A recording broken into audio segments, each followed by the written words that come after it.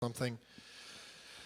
As they're looking at that, and we're back in Proverbs here, a couple things I want to mention. Of course, the holidays are coming up. How many of you enjoy the holidays? How many of you are glad? Look, it's like Sunday was warm. I felt bad. People outside in the sun, and it's like all of a sudden, like, I don't know, early Monday morning, someone hit the fall switch, and it was like things changed. At our house, you get up in the morning, and it's almost a little bit chilly. But I don't want to get that electric bill, so I'm not going to turn that heat on quite yet. It's not that bad. But holidays are coming. By the way, a couple things. I'm excited about our theme for next year. I'm not going to tell you what it is, but I'm very excited about it. It's very practical, and there are some things that as a church we can do together around our theme. You say, what is it? I'm not telling you. December 27th. We usually have something we're going to do different this year. We usually have our vision. We usually have a vision night service the last Sunday night of the year. We go over our theme and all of our prayer goals. But really, with this year's theme particularly, I want everybody in the church to hear it up front. So we're going to do that on Sunday morning, the 27th. We'll pass out all of the things, and there's going to be encouragement. But I am very excited about the theme. And then we're not in Christmas gift for Jesus mode, but I do want to let you know about that. Thinking about, we've been doing things for the building, but we do have a need here, and it'll translate to the building. Now, let me tell you, my irritation. I don't like the wires on all these microphones. In fact, this is irritating me right now, so I'll just throw that right here. Okay, and our microphones are a little bit old. We've had them for a very, very long time, and we've been waiting until we get to the new building. But we need new microphones. So one of the things for Christmas gift for Jesus, I want to get all wireless microphones. I want to get a new microphone for the pulpit and get wireless microphones. I think they're just better for you unless it quits working. By the way, that's our last one, right? Was it a battery issue? Okay, see, there you go. The thing just went, it's the devil, so we'll have to get that fixed before Sunday. I want to get about 6 of those for us. Brother Pineda's already priced it. And then one other thing, our psalm books. By the way, I like the songs that we sing in our church. Okay, and I love the hymns. I love them. They're great. When we go to North Valley, they put this one together. Then he added a bunch of new songs. So they already had that song book. So when you go there, they have 2 song books they used to have. Where's brother? Who's been up there? They have like 2 song books. It's like they may have 3. They have 3. Yeah, it's like grab that. What color is that? I'm colorblind. Is that brown? It's burgundy, brown, same thing. It's like real. They're like cousins. Certain colors mess me up. Told my kids, I'm colorblind. They say, what, you see everything in black and white? No. I just struggle with that. But there's like, grab the song book, or no, this song's in the gold song book, or the other song's in the silver song book. What they did is they combined them all together, one brand new song book. It has some good songs, which we don't sing. So I want to replace all the song books, and those we will take to the new building. So just want you to start thinking ahead of time, and that's a good illustration that thing's already killing me with the microphones. We need new microphones. We really can't wait till we get to the new building. We need those now, and then also songbooks I want to get for the auditorium. And it'll be great because songs are very, very, very important. And then let me give you one more admonishment as we get into the lesson. But with the holidays comes several activities our church does, our Sunday school classes, they do. I encourage you, all of the friends that came for Friend Day, invite them to the activities. Look, most all the classes have a Thanksgiving activity. We started that many, many, many years ago as a Cambodian church. My singles class, we started that on Thanksgiving Day because the Cambodians really didn't, I don't think at that time, none of them really celebrated Thanksgiving. They didn't have anything to do, so we would bring them all to our house. We'd have a meal for them on Thanksgiving Day.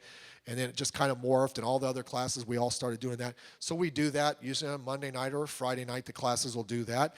And then you have the Christmas lights and the whatever it is going on, your Christmas party.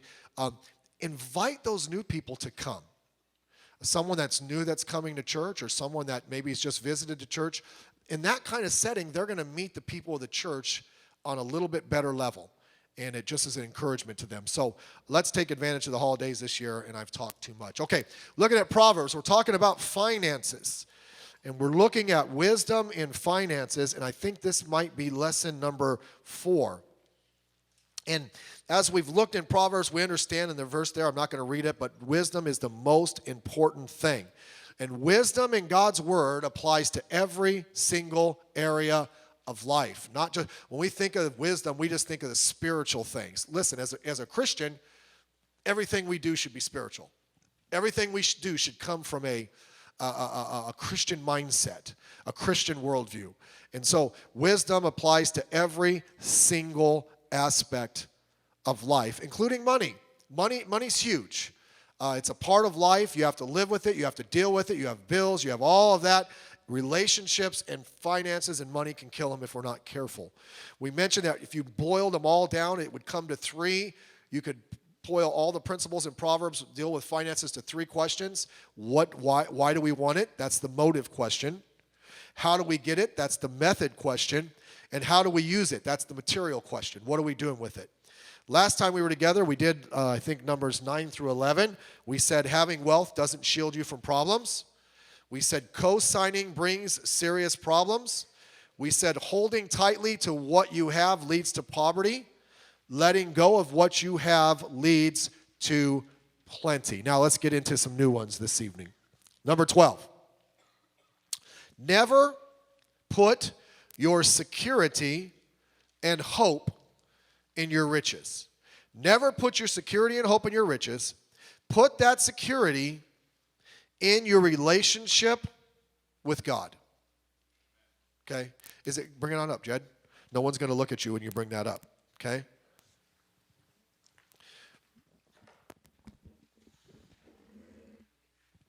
Thank you. All right, if we could just crank it up one notch, that'd be great. Never put your security and hope in your riches. Put that security in relationship with God. Look at the verse, Proverbs 11:28.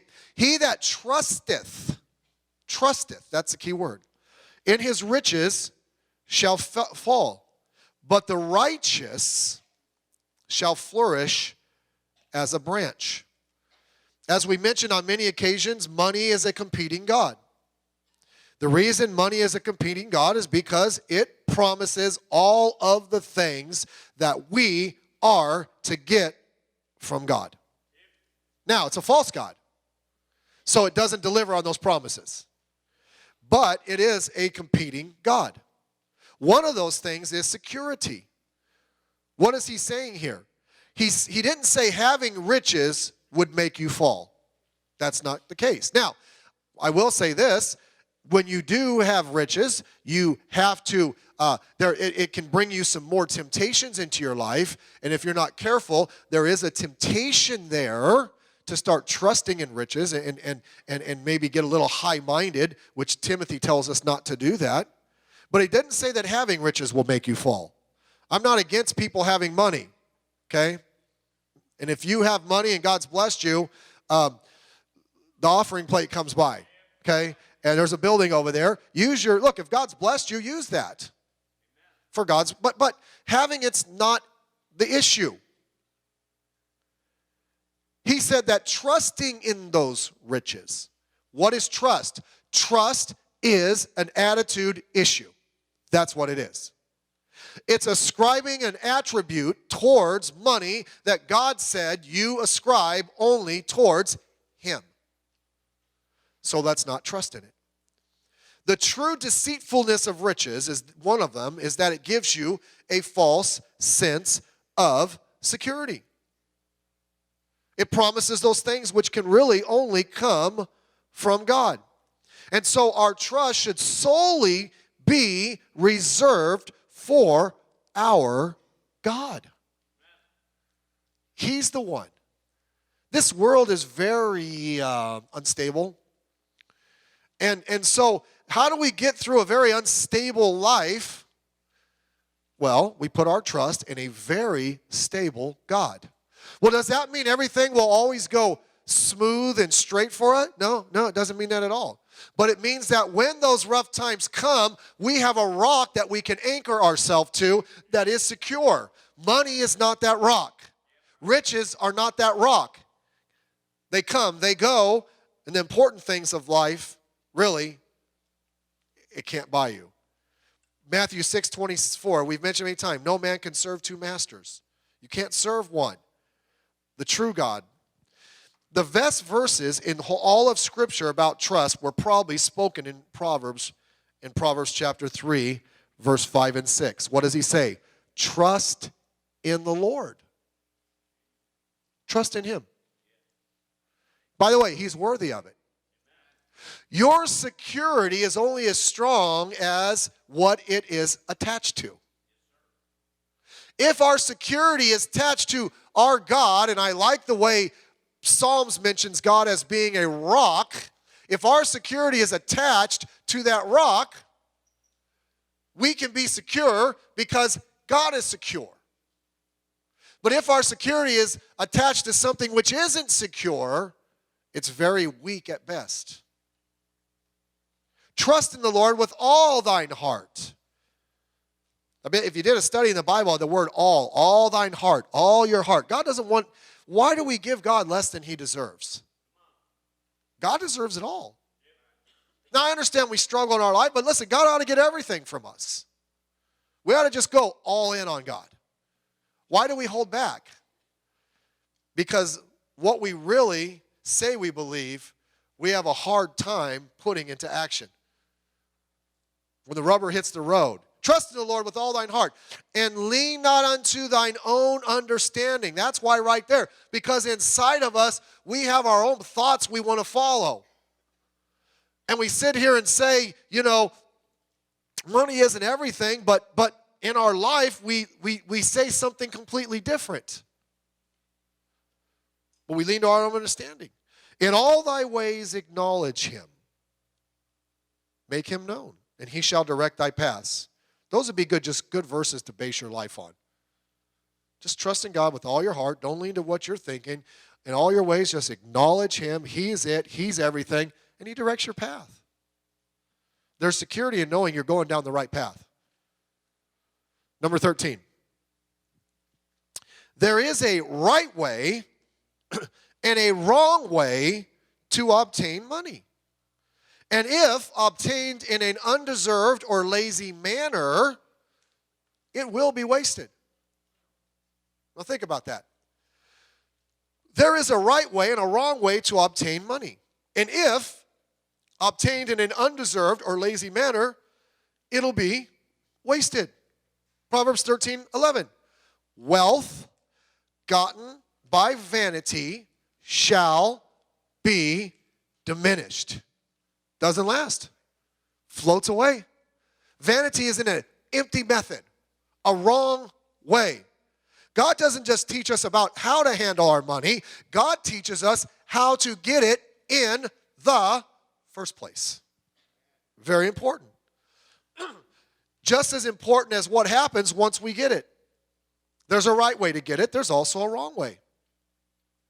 You know, our unsaved, ungodly society is all about results. We are a results-driven society. One thing that irritates me about sports, and I like sports, is some guy who's just a total, I'm in church, I gotta say something nice. Just a total dweeb. I know, but I don't really want to say what I want to say because it's probably what you would say, Robert. I know you would. You can write it down. I'll sign my name to it. And just because he plays the sport well, everything's okay.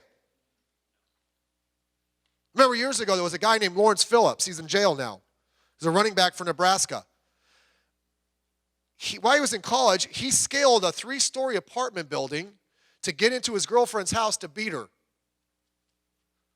They let him play in the championship game, college championship, and they won. And I remember one of the headlines was, Phillips silences his critics. Now, wait a minute. So just because he ran really good on a football field, it's okay that he beat his girlfriend? It's probably why he's in jail to this day. See, we're results driven. Doesn't matter what you're like or who you or what's going on, as long as you get the results. That's not God's way. I'm glad he's retired, but I was not a Ray Lewis fan. One year at the Super Bowl, he was involved in a murder. I don't know how he got out of it. The next year, his team wins, and he's like, I've come through a lot. No, you're still a murderer. That didn't go over very well. Okay. But the same thing is true of money. As long as we get it. Really? That's not what God says. There are wrong ways to get it. Actions have consequences, even if the initial results seem to be positive. Say, what kind of wrong way? Gambling's a wrong way to get money. By the way, let me throw this in. The lotto is gambling. And I know. Brother Meyers, if I win the lotto, I'm gonna buy you a new church.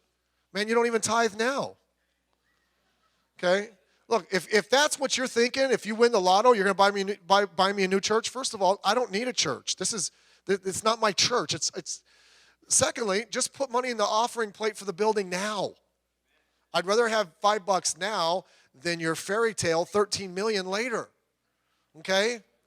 Not to mention that's gambling. Oh, it's going to the school system. Don't get me started. By the way, that's a bad investment. Just thought I'd throw that in. Okay, this is really getting negative. I'm trying to be positive tonight, people. Stealing's the wrong way to get it. Even if it's white-collar stealing. Scamming others. Taking advantage of people. Working in an immoral industry.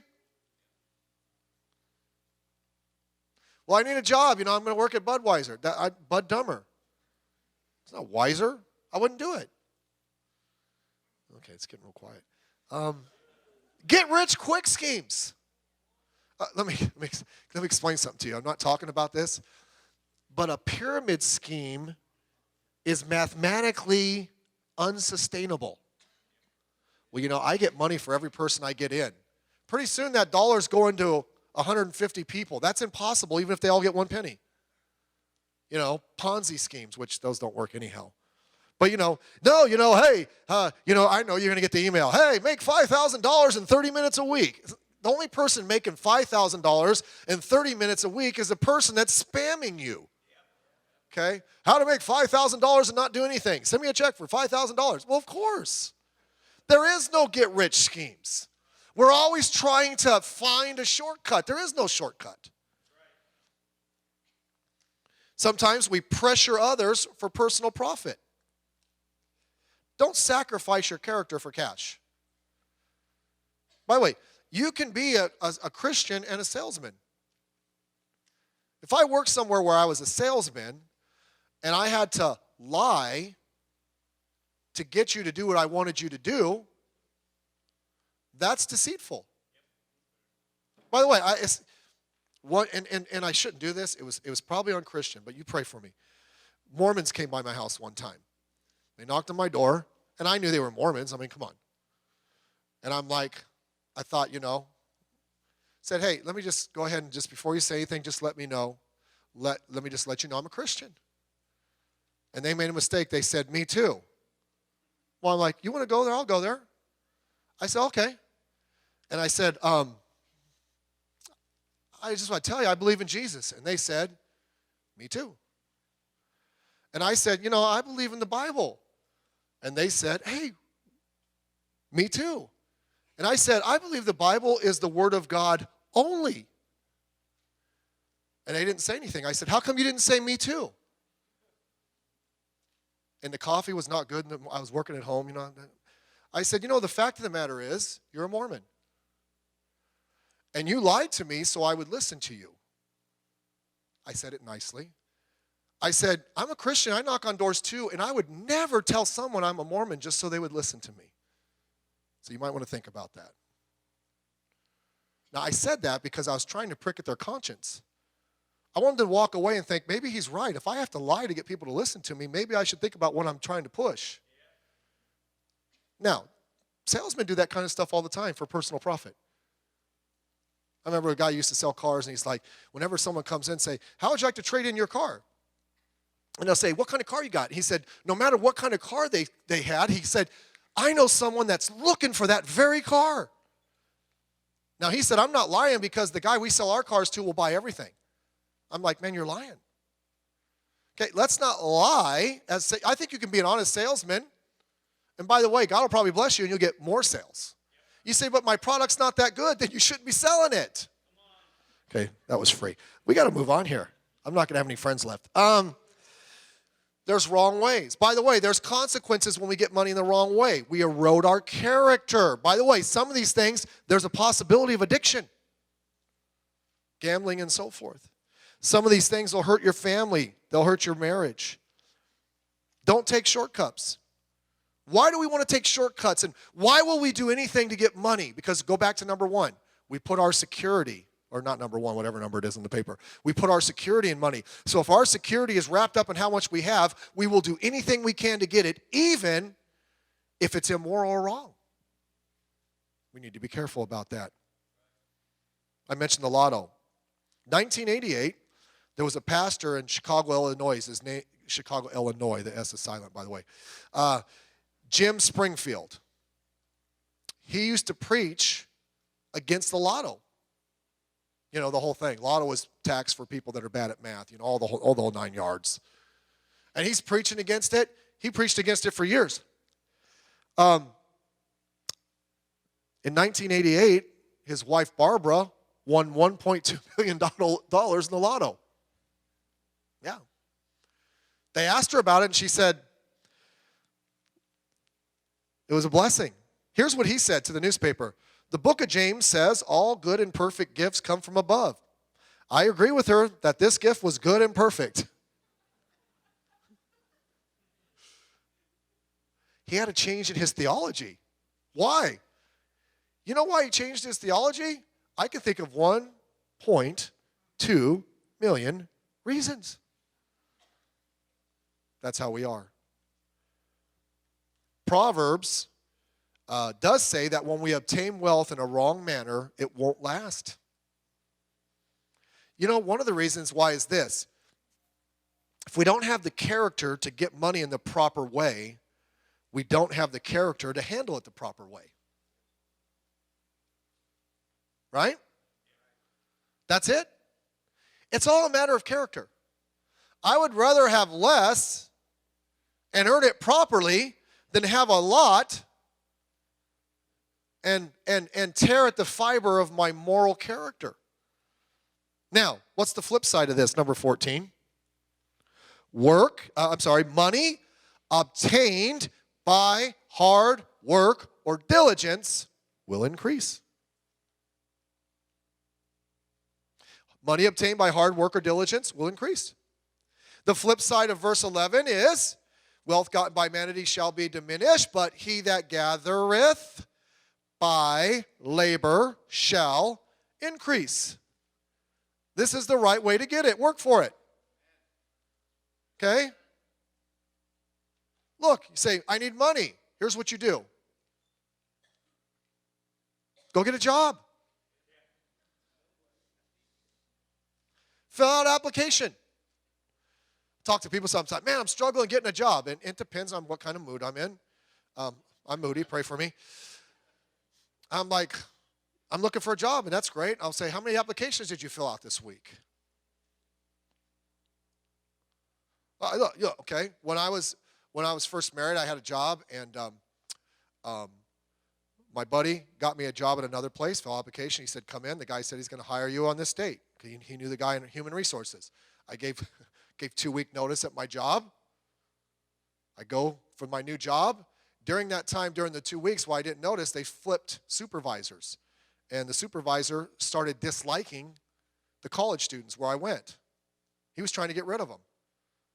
So he told the HR guy, so I show up on this new job and they change their mind.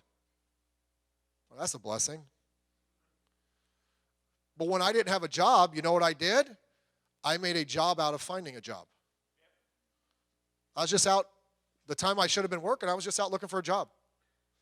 Okay? That's how you get a job. Now, I know economy's tough and it may take a little more time. I get that. But be diligent at it. Okay? But there's a way to get money. When you work to earn it, this leads to increase, not loss. See, a person that has enough character to get money the proper way will have enough character and appreciate it enough to take care of it. The harder you work for your money, the more you appreciate it. I remember many years ago, so I got a CD, a testimony of a man. He was at a church giving his testimony. He was a former mobster. He was like the third man in charge underneath the Godfather at that time. I forget the guy's name. I don't know if it was Gotti or one of the guys like that. He worked for him, and he worked directly for him. He wasn't tied into anybody else. Well, during this time, someone was trying to witness to him, and he actually went to church. He got saved. About the time he got saved, I think it was whoever it was, got arrested. His boss got arrested. Since he didn't answer to anybody else, he was able to get out. But he needed a job. So he says, I've never had to have a job in my life. I was a crook, I worked for the mob. Money came in. I did all the bad jobs, and I was making a boatload of money. He goes, I didn't have any money. So he said he got a job. Just some regular old job somewhere. He said he got his first paycheck. He took it home and he opened it up and he laughed at it. He looked at how small it was compared to the money he was making as a criminal, and he said this to himself. He goes, I used to spend this much money on underwear. But then he said this. He said, but you know what?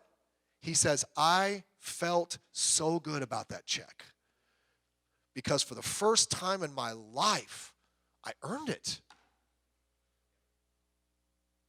It's very important. We have to get money the way God tells us. The reason people look for shortcuts, like in the last point, is because they just, some people I think they're allergic to work. Okay? There was a cartoon once, and there was a young man. He was sitting under a tree. An older man came by and said, what are you doing? He goes, I'm relaxing. He says, why aren't you out in school or in college? He goes, why would I do that? The guy goes, so you can graduate one day. He goes, why would I do that? He goes, so you can go out and get a job. He goes, why would I do that? He said, so you can make some money. Well, why would you do that? So you can get a family and take care of them for your whole life. He goes, well, why would I do that? So one day you can retire and take it easy. And he said, I already am. That's how some people are. You just want to take it easy all the time. Work. The Bible backs work. Don't shield yourself from it. Number 15. We'll hurry and we'll be done with this one. Number 15. Your attitude and integrity are more important than your bank account. Your attitude and integrity are more important than your bank account. We'll read several verses in Proverbs. He says, better is a little with the fear of the Lord than great treasure and trouble therewith. Having a little but having a right relationship with the Lord is better than being rich or having all you need and not fearing the Lord. By the way, that brings trouble. As we mentioned last time we were together, money can't keep you from trouble. Look at Proverbs 16, verse 8. Better is a little with righteousness than great revenues without right. And we've talked a little about that. It's better to have a little bit but have some character and integrity to you than to have a lot and have no character, no integrity. Who you are is more important than what you have. Proverbs 8:11. For wisdom is better than rubies, and all the things that may be desired are not to be compared with it. See, that intangible here, wisdom, is far better than valuable rubies, anything we can imagine that has great value. There are some, people, we say it. You can't put a price tag on certain things. We say that.